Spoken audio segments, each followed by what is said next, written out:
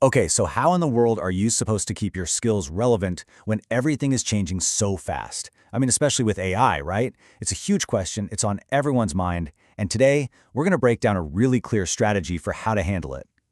I love this quote. They say skills are the new currency, but what if the exchange rate keeps changing? Think about that for a second. We're all told your skills are your biggest asset, but what happens when those skills, the ones you worked so hard for, suddenly aren't worth as much tomorrow? That question, man, it perfectly captures both the fear and the incredible opportunity we're all facing right now. So, that leads us to the big question for today, which comes from the work of skills expert Gina Jeneroux. How do we build skills at the speed of change, but do it without losing what actually makes us human? Because that's the secret sauce, right? We're going to dig into a strategy for thriving by leaning into the one thing AI can't touch. All right, first things first. To even start answering that, we've got to get on the same page about how much the world has already changed. I mean, that old idea of getting one job and staying there for 40 years, yeah, that's completely gone. The whole game of work and learning has been turned upside down, forever. And here's what's so fascinating about this shift. It used to be your company's job, right? They'd tell you what training to do, they'd map out your career path. Not anymore. Now, the power and, let's be honest, the responsibility is in your hands. It's on you to constantly be learning and, just as importantly, unlearning and relearning. So, what's the new mindset we need? You've got to ditch the idea of having one fixed set of skills. Gina Jeneroux has this brilliant analogy. Think of your skills like Lego blocks. You can assemble them, take them apart, and reassemble them in totally new ways. It's all about being ready for jobs that, get this, don't even exist yet. How cool is that? Okay, so if we can't beat the machines at their own game, what do? Well, the answer isn't to compete, it's to partner up. And that's our next big idea, the human-AI partnership. It's all about how we can work smarter together. You know, as AI starts handling all the repetitive transactional stuff, our truly human skills become our superpowers. I'm talking about things like collaboration, empathy, being vulnerable, being adaptable, and just being flat out curious. This is what machines can't do. This is our edge, and they're becoming more valuable by the day. This all leads to a really powerful concept called collective intelligence. And the idea is simple.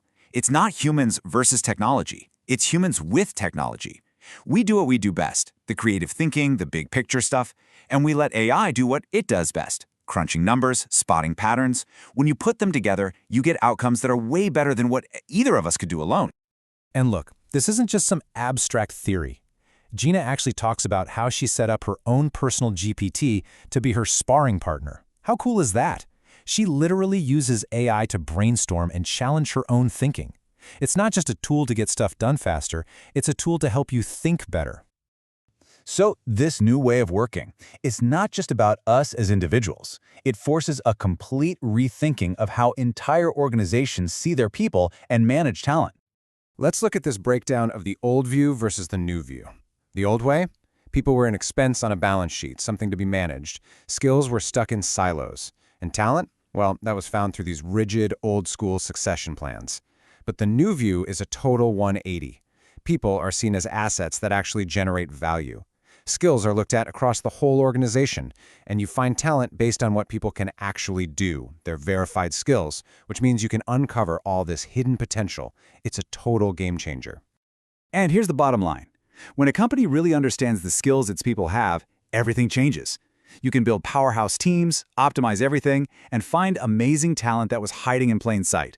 It's like finally having all the puzzle pieces and seeing how they fit together.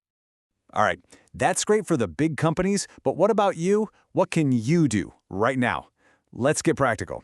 We're going to walk through a simple 3-part strategy for your own skill development. First up, we have upskilling. This is pretty straightforward. It's all about staying current in the job you have right now. You're just continually updating your skills to keep up as your role evolves. Think of it like software updates for your brain. Next on the list is reskilling. Now this is about preparing for a totally different job. The classic example you hear about is coal miners who learn to code. It sounds like a huge leap, right? But what you find are these shared core skills, like problem solving. Reskilling is about building that bridge from where you are to where you want to go next. And last but not least, we have pre-skilling. This one is my favorite. It's all about looking to the future. This is where you build those foundational Lego block skills we talked about, things like data fluency, critical thinking, collaboration. You're building skills for jobs that don't even exist yet. You're basically getting a head start on the future. So the big question is, how do you split your time? Well, Gina suggests a pretty simple rule of thumb, the 70-30 split. You spend about 70% of your learning time on the now. That's your upskilling and reskilling. But you protect that other 30% for the next. That's your pre-skilling time, investing in a future you can't even see yet. It's so important. Okay, let's pull all this together. When you strip everything else away, what does it really take to thrive, not just survive in this new world of work? It really boils down to two things, two very human things. First, adaptability. That's your resilience, your ability to roll with the punches. And second, curiosity. That's the engine, right? The real desire to learn new things and figure out what's next. If you have those two, you're set. And that brings us to our final thought, which is a really powerful question to leave you with. This whole journey of learning new skills, it's not just about staying employed or chasing the next shiny tech trend. It's deeper than that. It's about your own growth. So the real question isn't just what do I want to learn, but who am I becoming as I learn?